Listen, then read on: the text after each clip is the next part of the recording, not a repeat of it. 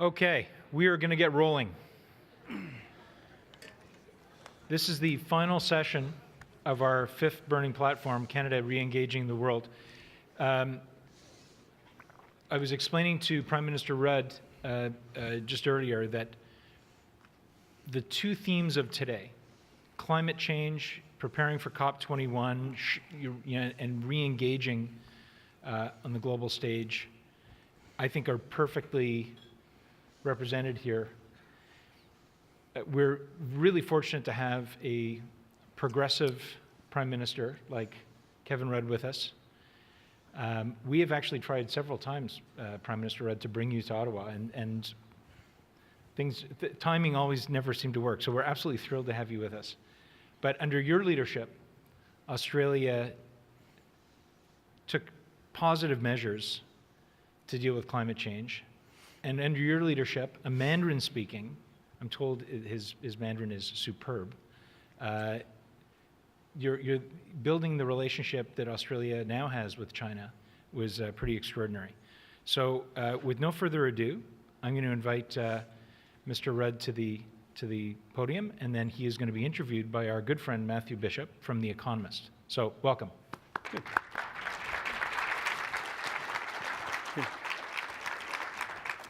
Well, thank you very much. In terms of Chinese language ability, I always find the more you've had to drink, the better you are. Or alternatively, the easier it is to forget what you've just done.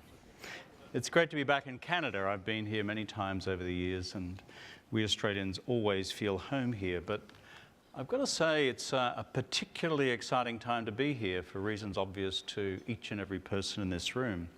And there is a great sense of Canada and new beginnings right now. And so when you're at a conference which is called Canada 2020, it's right to be planning ahead and it's right to be thinking ahead. When I was first elected back in 2007, first thing I did was convene a summit called Australia 2020. And I hadn't realised I'd plagiarised from you guys. But I think you started in 2006, am I right? Okay, so my apologies. We lifted the idea unknowingly, and we will be paying no damages. But it was attacked by all Conservatives in Australia as being too far out of the box. But we brought together 1,000 people from across the country, from all sorts of different backgrounds. We basically entitled it our brightest and our best from across the country in the economy, in social policy, in health, in education, in Indigenous affairs. And I instructed the Cabinet just to sit down and shut up for 2 days and listen. I don't know what Canadian politicians are like, but we're never very good at listening down there. But it was a very productive time. We brought out of it about 100 proposals for what the government could consider in the period ahead. Everything ranging from the formal constitutional recognition of Aboriginal Australians through to establishing an international emergency task force which could rapidly deploy to natural disasters anywhere in the world as part of our aid program. So the whole idea of bringing people together to think on a long-term basis is smart. And I really do commend our Canadian friends through Canada 2020 for doing the same. Well, the world's noticed that you've had an election. And I gather there's been a change in the management.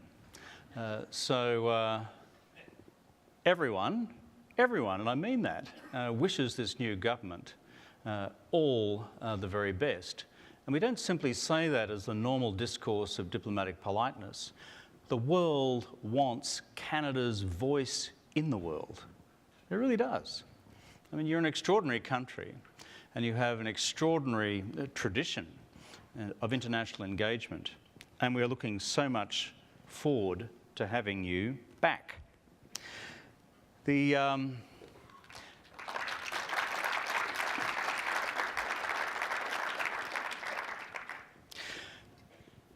It's not just the whole business of foreign policy, it's other things that you are doing here. My first action as Prime Minister in Parliament was to formally apologise to Indigenous Australians, whom we had treated appallingly for 2 centuries. And so I apologised.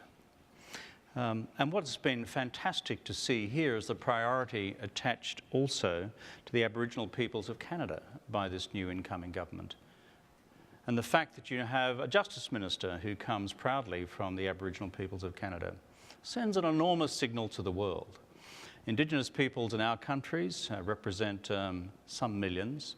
There are 350 million Indigenous peoples across the world whose condition is difficult. And so these messages and these symbols and signals of taking these challenges seriously extend far beyond your shores. In my second administration, I thought I was particularly progressive because for an Australian record, I had 1/3 of my cabinet as women. And then you bring along Justin Trudeau. And half the cabinet women, that's terrific as well. And it sends an extraordinarily good message to the world.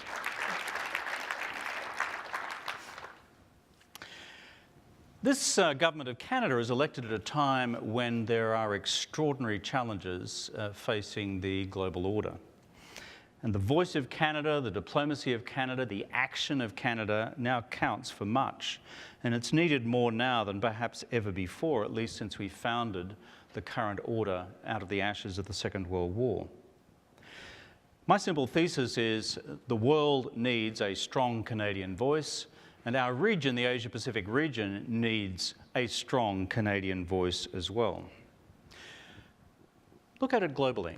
70 years ago, there were we, Canadians, Australians, San Francisco Conference, quietly being sorted out in the back room between the Great Five, great powers, or actually primarily by the United States at the time. There we were in the corridors, Canadians and Australians, working to ensure that this was simply not an exclusive deal among the great powers. And as we crafted the UN Charter together, you find all those strange provisions of the Charter which deal with the prerogatives of non-great powers are largely done out of Canadian and Australian drafting. That's what we did back then, to ensure that these were united nations for all nations, not just five, not even just one. And that spirit actually is needed again 70 years after the foundation of the UN. So to have Canada active in the world and active in global multilateralism and active in the institutions of the UN is absolutely necessary because we draw on such a great tradition. We also bring, I think, great common sense to the task. If you look at our two countries, I mean, we actually bring things to the table. Neither of us have great power status. I think we're both relieved of that. But we do, I think, in our heart of hearts and minds, see ourselves as creative middle powers.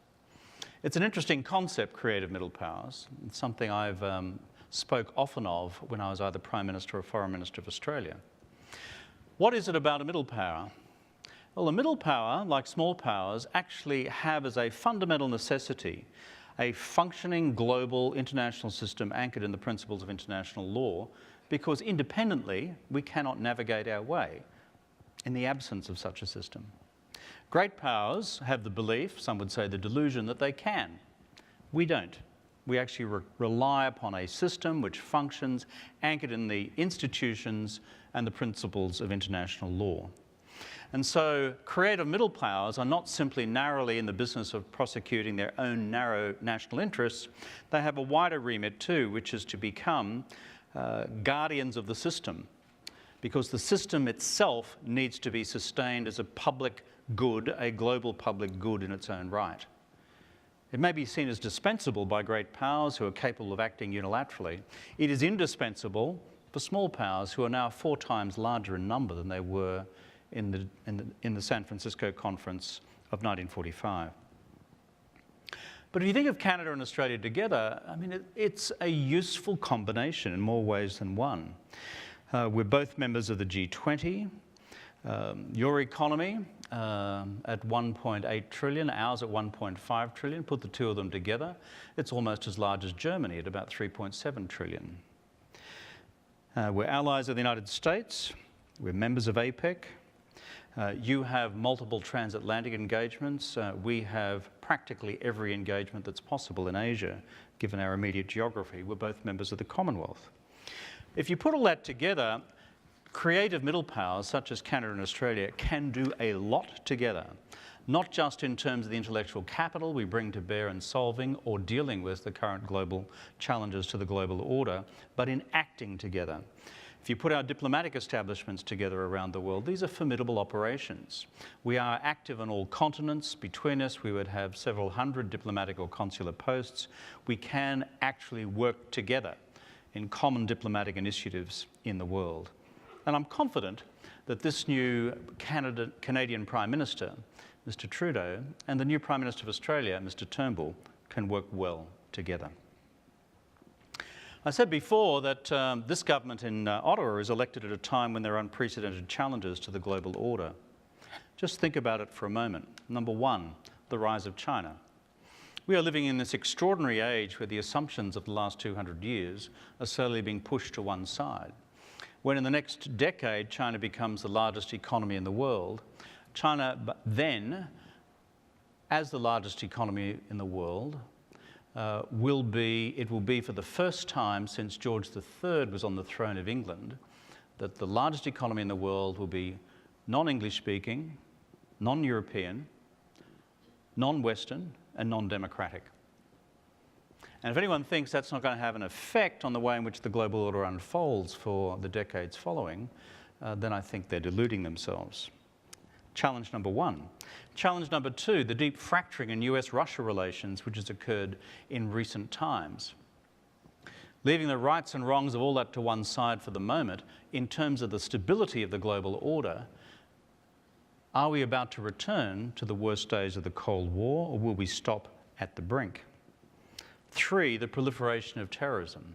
The appalling events today in Mali, the appalling events of several days ago in Paris, appalling events in the Sinai, appalling events in Beirut, and that's just within the last few weeks. How do we deal with that as non-state actors begin to command so much of the global public policy space? Challenge number four, unprecedented global people movements. Unprecedented, to the point that it is fracturing the ability of our institutions designed to handle humanitarian and refugees crisis, which were constructed out of the ashes of the Second World War.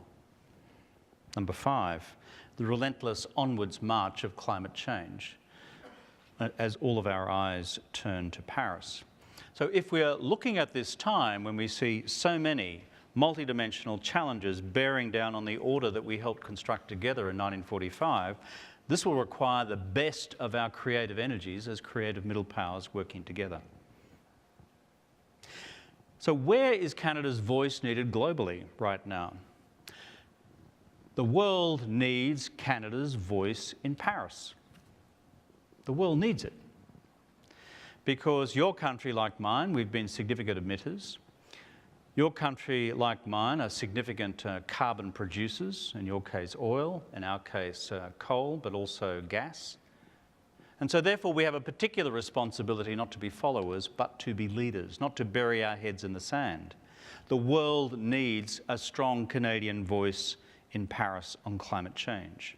And I'm gratified to hear Prime Minister Trudeau speaking directly in those terms. Number two, we need a strong Canadian voice in Geneva on how we reform the global system for the management of refugees around the world, so that it's not just crisis to crisis, but that we have, in fact, a much more systemic approach and response to wherever the next crisis occurs.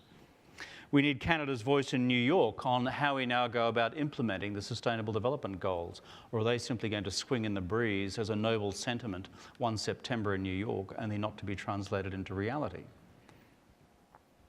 We need Canada back in the UN Security Council. We need Canada's voice at the premium institution for peace and security in the global order. We need Canada active with the rest of us in the World Trade Organization as the so-called Doha round for development slowly drifts into the dust. We need Canada as a strong force for the future of the G20 and the Financial Stability Board and the associated institutions around the G20 as the premium institution for global economic governance. And we need Canada also in the deep reform processes of the United Nations system itself.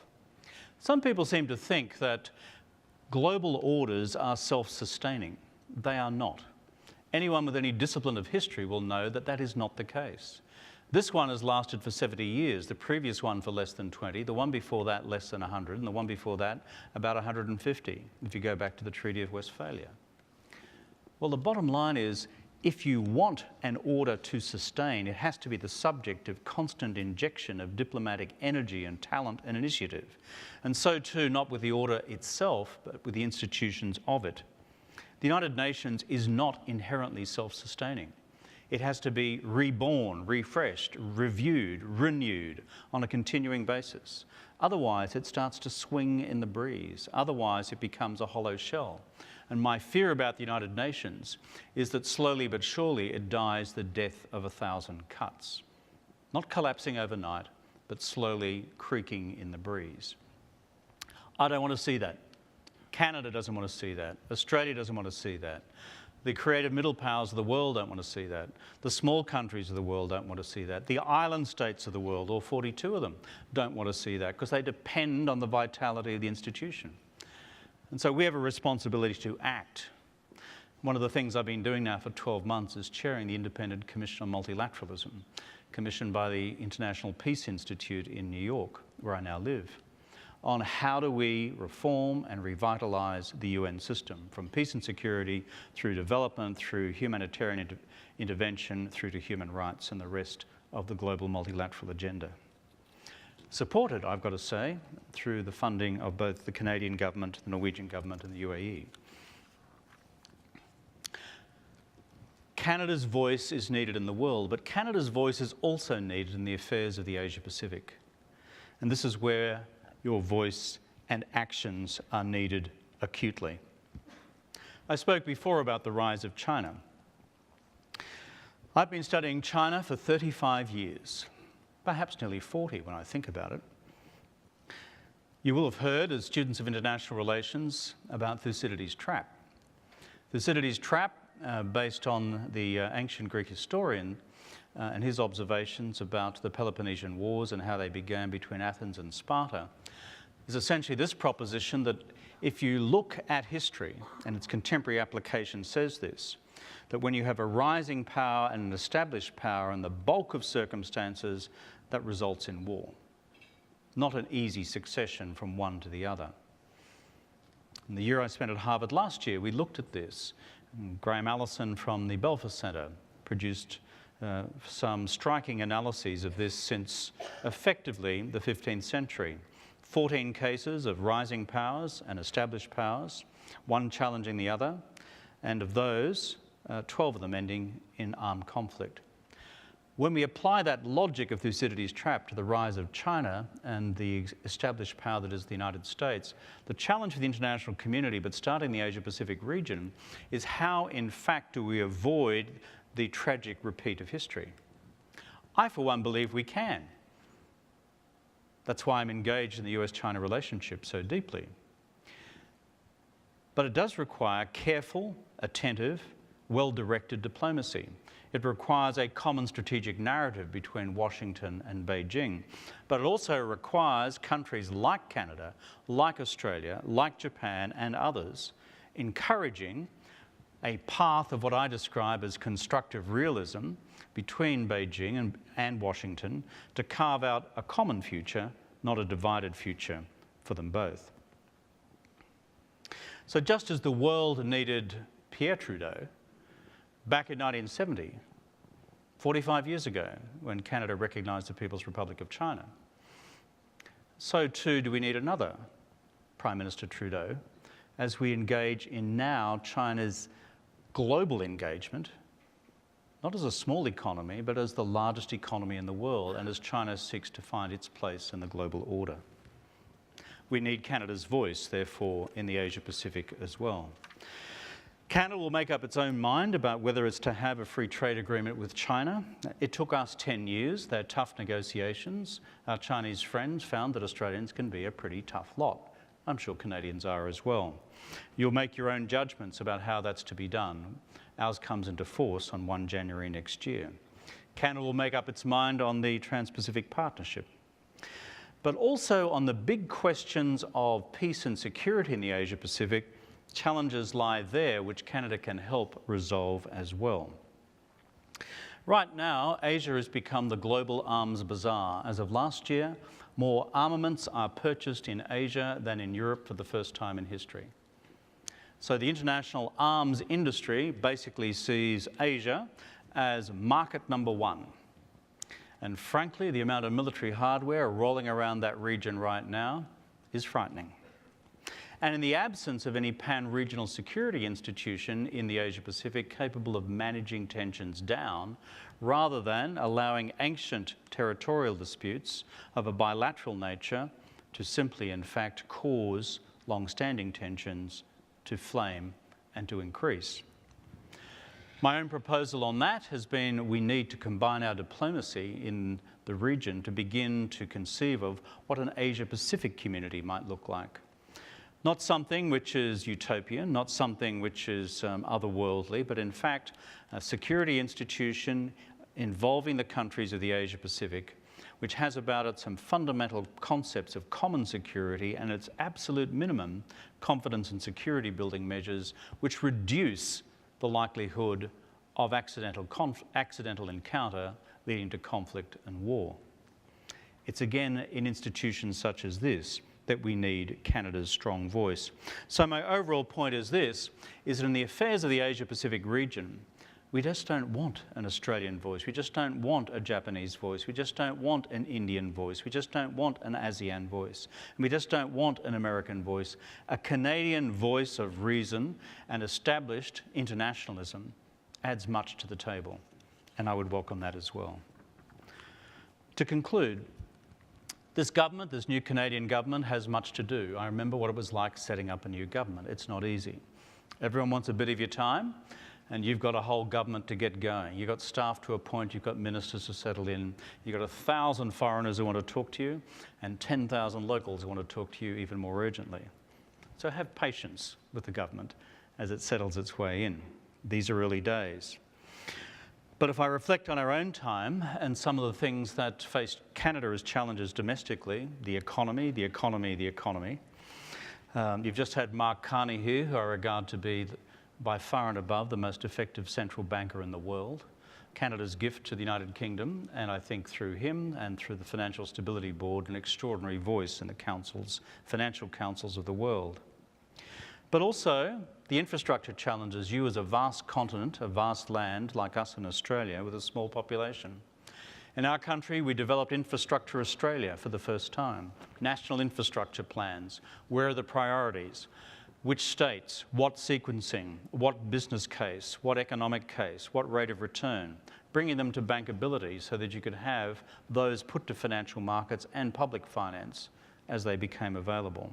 Conservatives hated it. They thought the market would spontaneously attend to these things. Not my view. And therefore, when you look at how our countries have developed in past times, where government has had often a leading role, so too when it comes to the planning of our infrastructure. And in our case too, the construction for the first time of a national high-speed broadband network, so that not just people living in the smartest suburbs in the most sophisticated cities having access to the highest speed broadband with the best bandwidth, but in fact all Canadians and all Australians being able to enjoy the opportunities of participating in the digital economy of the 21st century. So it is my hope that Justin Trudeau and Malcolm Turnbull work well together. I'm sure they will. And I believe there is much for the two countries to do together, but there is much for Canada to do in its own voice. The world needs Canada's voice. The Asia-Pacific region needs Canada's voice. And I look forward very much to seeing that unfold in the future.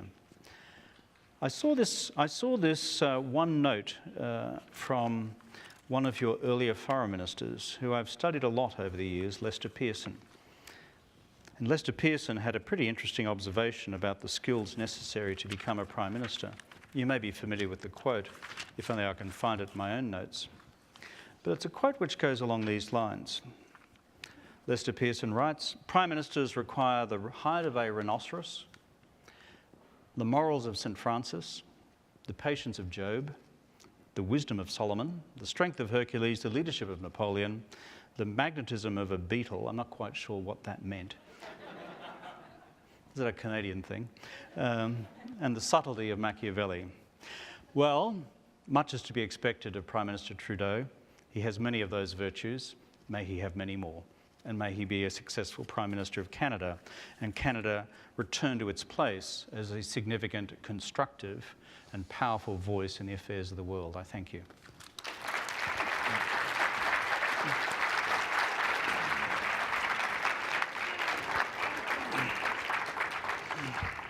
Well, thank you, Kevin, for a speech that I think very much reflects your well-earned reputation as one of the more formidable intellects on the world stage. I was struck by your opening and the comparisons that you made between your taking office in Australia and this new government taking office here. And I mean, the more I think about it, the more there are these similarities. Not just the creative middle power. You and Prime Minister Trudeau have replaced, in a landslide victory, a very conservative-minded administration that was, embroiled in American foreign policy in ways that weren't necessarily satisfying its local population. You changed the position on the environmental policy. As you say, you talked about a new relationship with the indigenous people. All sorts of things going on. You were growing familiar with the rising influence of China in your future as a country and so forth. And I wondered if you'd start by just reflecting on your own experiences of trying to change the country's course in such a way. Give some advice to Prime Minister Trudeau as he takes on this task. Never give anyone public advice in politics. It's a kiss of death. But just reflecting on my own experience, in my case, I mean, the huge challenge back in 2007, having defeated Mr. Howard, who, like Mr. Harper, had been in office for a long time and was a deeply conservative Prime Minister, is at the moment of political change, there is a massive challenge of expectation management of what is physically doable. What is physically doable? Remember, governments are made up of human beings, women and men, who frankly still have only 24 hours in a day. They have 7 days in a week. Some of them have families, some of them have kids who wake up and scream in the middle of the night. That's a challenge. I remember when President Obama was elected, about 12 months after I was elected, and I'd followed his campaign from afar. I was in the United States seeing President Bush in the period between the general election and the inauguration of the new president. So I dropped a personal note to President-elect Barack Obama, which began with the following phrase: "Dear Barack, you poor bastard." That's an Australian term of endearment, by the way. Welcome to Messiah complex, Messiah syndrome, and expectation management. You poor bastard. But there's something in that, because you are a reformist, you are a progressive, you want to bring about change, you've got to bring into being a team who can manage the change process. You have financial disciplines and fiscal disciplines you've got to work within. But frankly, a voting public which says, yeah, just change everything, please. So expectation management's tough. Now, you were both a victim and a beneficiary of the Italianisation of Australian politics that seems to have now spread to the other party as well. And partly, the environment was, your strong position on the environment, I think, became unpopular with enough people that your own party decided they needed a change at the top for a while. We've now seen Mr. Turnbull replace Mr. Abbott, who was a sort of climate change denier type who was undoing a lot of your legacy. Do you see with Turnbull that Australia has now decided firmly that it is on the good side on the environment, and that it can be a partner with this new Canadian administration as it tries to take a much more progressive view on this in Harris and beyond? I think the first thing I'd say in response to the question is that climate change policy actually works. it's not just a bit of rhetoric. It actually works if you take it seriously. It actually does bring down greenhouse gas emissions if you're serious about it. In our case, I committed to the Australian people we would establish a mandatory renewable energy target of 20% of total energy supply by 2020 being renewable. At that stage we had, because Australia is so coal rich, we had 4% renewables. When we left office, and they did the numbers in 2014, just last year, that had risen to 15%. So if you legislate, laws matter. They change things. And on top of that, we had a subsidised solar program, which started, I think, with only about 10,000 Australian homes with solar panels on their roofs. And through the subsidy program, by the time we left office, had more than 1 million homes with solar panels on their roof, which is probably about 15% of the total Australian housing stock. Other measures as well. Then we put a price on carbon and a whole series of other programs as well. Where does all that lead? By the time we left office and you did the numbers last year, our greenhouse gas emissions had come down by about 7% in only 5 or 6 years. And it takes a while between legislation and bringing laws in and bringing new measures in for this to have an effect. But when you're reducing your greenhouse gas emissions by some 60 million tonnes of carbon equivalent, it is a simple case study of policy works. Now, the new Prime Minister of Australia, Mr. Turnbull, I believe is committed to action on climate change. His task will be to manage the climate change deniers within his own party, who are probably a big political force. I was in Australia recently and described them as nut jobs, which is... That's another Australian term of affection, is it? Term of endearment, yeah. But basically, you know, they're sort of in this cult of climate change denial as if science doesn't exist. And so I meant what I said before, having Canada's voice join really helps. There's also such a thing globally as momentum. When I was elected, the first thing I did after being sworn in was I signed the Kyoto Protocol, which John Howard had refused to do. And then I went to Bali for a meeting of the Conference of the Parties where everything was log-jammed. And I had no idea, frankly, that Australia had become such a pariah state on climate change until I actually stepped out of the international community and found it. Because when I went to this conference, suddenly they all leapt to their feet. And it was a bit like a religious revival meeting, because what had happened was that finally we had isolated the United States. The United States at that stage had one other country to rely upon as frankly being the non-actors or people not taking action on climate change. This was under President Bush. There was them, the Americans, and us. So once you took the Australians out of the equation, all the attention then went on to the US of A. So momentum actually helps, and so Canada with a stronger policy on climate change will help a lot. Now, can I switch to trade? You know, the Trans-Pacific Partnership, you've been reported as saying that China should have been included in that. And there seem to be a lot of doubts about whether it's a good deal. You know, south of the border here, Mrs. Clinton doesn't seem to be in favour of it anymore. Where do you see that deal? Is it something that the Canadians should be enthusiastic about? Does it need to be renegotiated to bring China in before it should be approved? Stepping back a bit, the one positive dynamic of the Asia-Pacific region for the last 25 years has been trade liberalisation. If you go back 25 years, Asia was a bit of a closed shop, really. Tariff walls were high, unofficial barriers to trade were significant, non-tariff barriers were legion.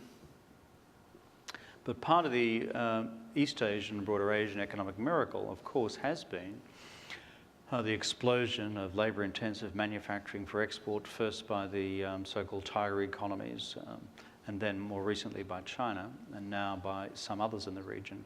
But only made possible because we're incrementally removing trade barriers. So it's been a fantastic dynamic in the evolution of our region. and frankly creating a positive dynamic against the residual security issues in the region arising from all these unresolved territorial conflicts which have been around for a long time. What I worry about now is trade policy redividing the region between Trans-Pacific Partnership and, forgive me for the alphabet soup, but FTAP and RCEP, the other proposals which exist. I'm a progressive social democrat. I believe in free trade. I believe free trade actually really helps working people across the world. It makes the things they need for their daily lives cheaper, and it increases their living standards, and responsible progressive governments assist with the structural adjustment processes, and the economy's on the way through. Canada, looking at the TPP, frankly, it's a matter for Ottawa to measure what's in the agreement against its own particular economic structure and its current trade mix. My instinct would tell me that the more Canada can have open for it free trade doors in Asia, the better for Canada. That's my instinct, but that's subject to your own feasibility study work here in Ottawa. And I mean, you were talking about the need for this Prime Minister Trudeau to have a similarly revolutionary relationship with China to that of his father. If well, obviously, it won't be quite as big a step as it was. I don't think I said revolutionary. So. But a new initiative, certainly. I mean, you're very pro-China in a broad sense, but you've also had your moments, including some colourful Australian language in describing China at certain times. I mean, do you? We've seen a lot of colourful language down there. It is a colourful language. Do you feel? I mean, how much can Canada welcome China in as an economic partner? You know, should it be allowing China to buy a lot of farmland here, that sort of thing? I mean, what do you see as the basic reciprocity at the heart of a more engaged relationship with China?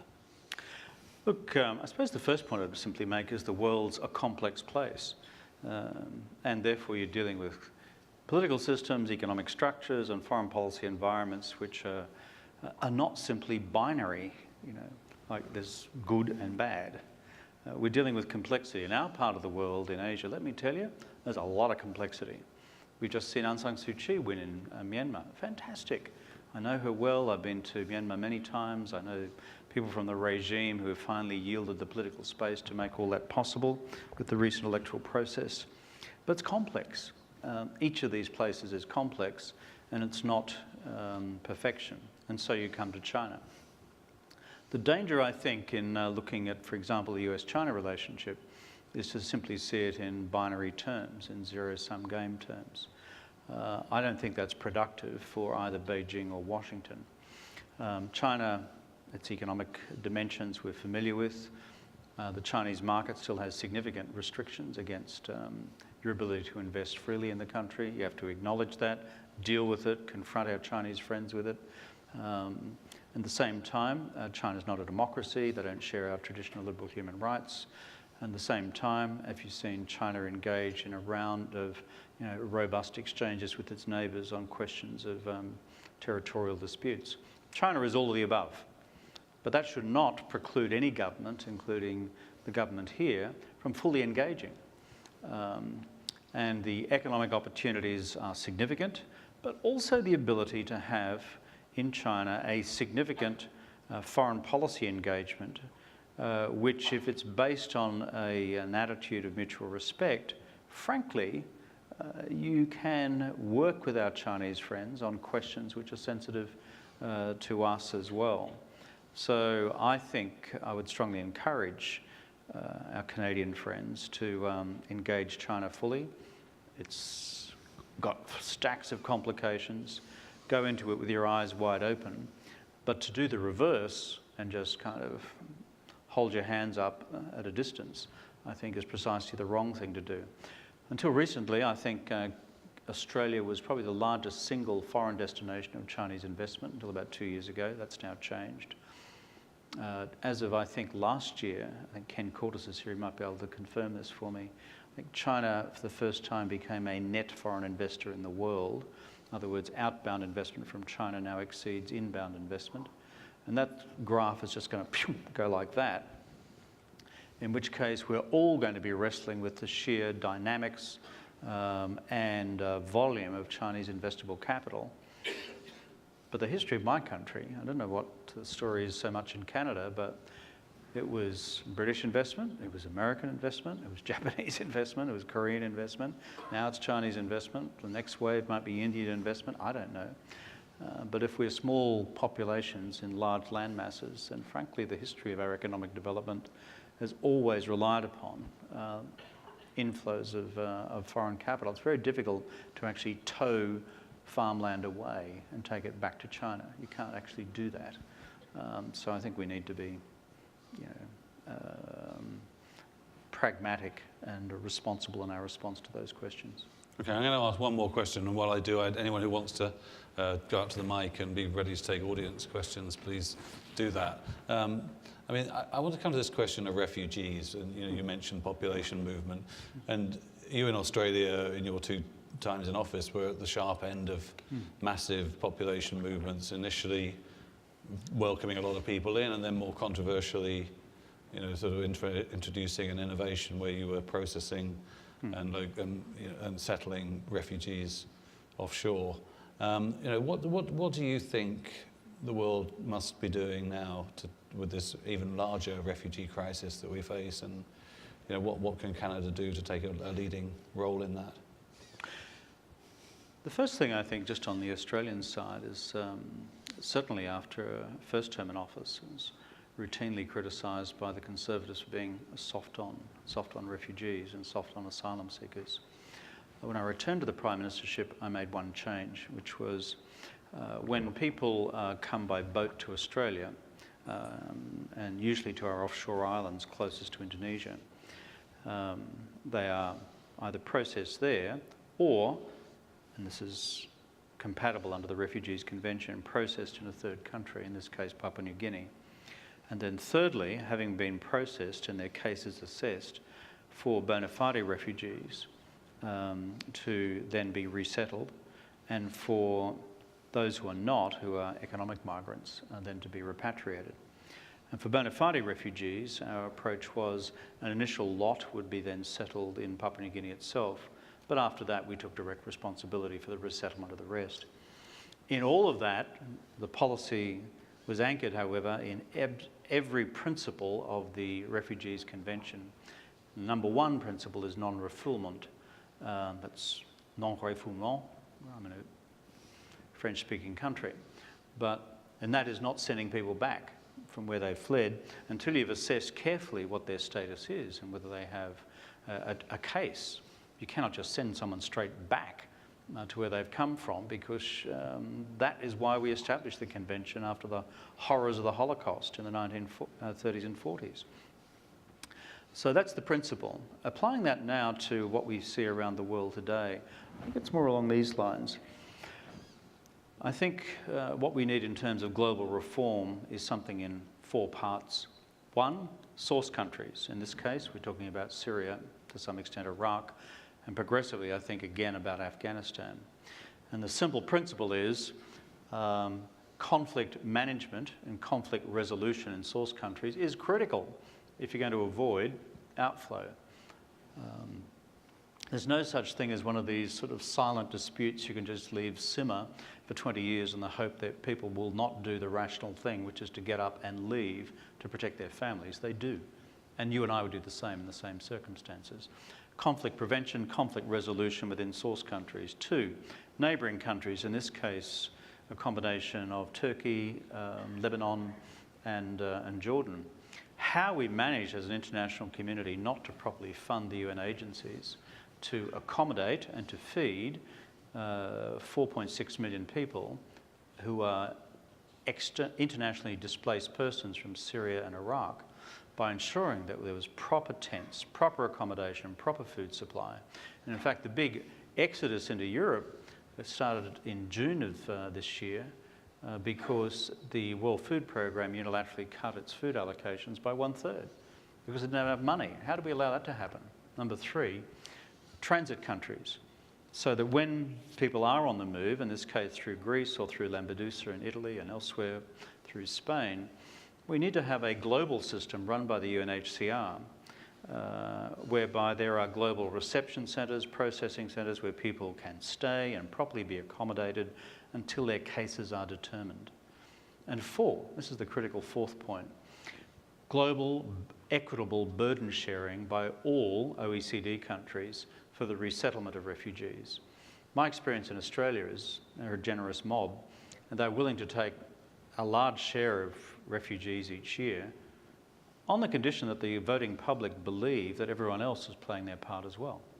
But if they think that it's just a case of them, in this case the Germans, taking the whole burden and everyone else, apart from the Germans and the Swedes, saying, whoop, not us, thank you, then the reaction from your average voter in Hamburg and in Gothenburg is going to be, well, thank you very much, but what's everyone else doing, including in Her Britannic Majesty's realm, Britain. And so you need a global burden sharing formula which reflects relative economic size and capacity to absorb. And that shouldn't be beyond our collective global wit and wisdom. And so if you put those 4 together in a global reform program, you begin to be able to have a structure for handling the next set of crises, which I fear might be a large further outflow from Afghanistan if the security situation continues to deteriorate. Okay, so we've got 2 people who come up to the mic over there. I'm going to take both of your questions at once because time is short. We can have those answered and then we have to wrap up. But please say who you are and keep the questions short. Sure thing. My name is DG Stringer. Thank you very much, Prime Minister Rudd, for your talk. I think it was fascinating, or a lot of us found it incredibly interesting to see your perspective of Canada's engagement in the world. My question is sort of both on Canada's engagement in the world, but linking back to another theme in the conference about cities. Basically, your view of the role that cities play in Canada's engagement in the world, whether specifically in the Asia-Pacific or internationally. I know Mayor Gregor Robertson was in China recently. I work for Mayor Jim Watson here in Ottawa, who is in Beijing at this time and in Thailand. So I'm just wondering what role you see cities playing in that capacity. And we'll take the other question as well. Yeah. Thank you, Prime Minister Rudd. My name is Lalit Gunrat, and I'm an entrepreneur. I try to be a responsible businessman, but I want to ask you a question about the unprecedented power of the corporate sector in the world, the corporate-driven military-industrial complex we warned about by President Eisenhower. So what are your thoughts on that in terms of the corporate having a set of laws that are 200, 300 years old? Sure. Okay, 2 questions. Look, in international engagement, nation states are important. National governments are important. There's one thing we often don't quite grasp intuitively in the collective West, and that is that nation states in Asia are relatively recently formed as political entities. And therefore, the centrality of the nation state, as seen in most of the countries of the region, as opposed to the cultural and the civilization, which is usually ancient, but the actual formal nation state is a relatively recent construct. So therefore, the role of national governments is critical and fundamental. Secondly, China, with which I'm most familiar, and having previously worked as a cabinet secretary in a state or provincial government in Australia, there is a stack of stuff you can do, city to city and province to province, state to state, across countries like China and frankly in India as well. So all power to Iran, but principally in the economic domain, principally in the sustainability domain. On the question of corporates and their influence on the world, look, that's, let's go back to the British East India Company. I mean, it's been around a long time.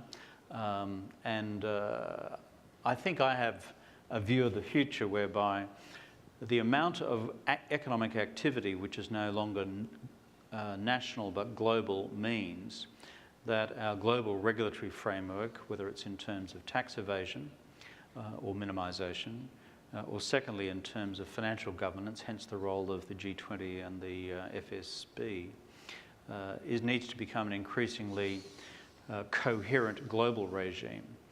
Otherwise, we have too many people dancing between the regulatory environments, and frankly, the use of global tax havens, I think, is a disgrace. My final point, though, on the positive side of the ledger with business is if you look at, for example, the Sustainable Development Goals of the United Nations, which I think is a good document, brings coherence to how you go about lifting the remaining 1.2 billion people in the world out of poverty.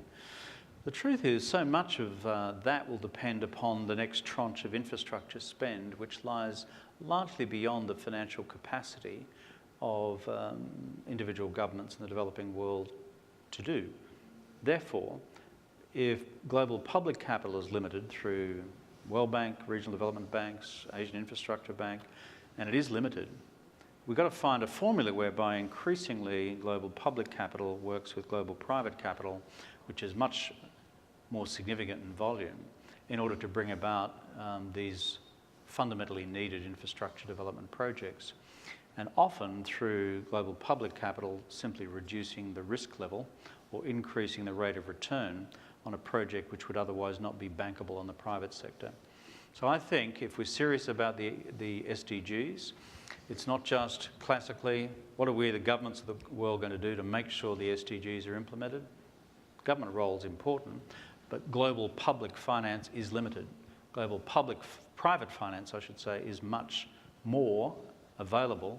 How do you cocktail it in a way which materially changes the circumstances in these economies?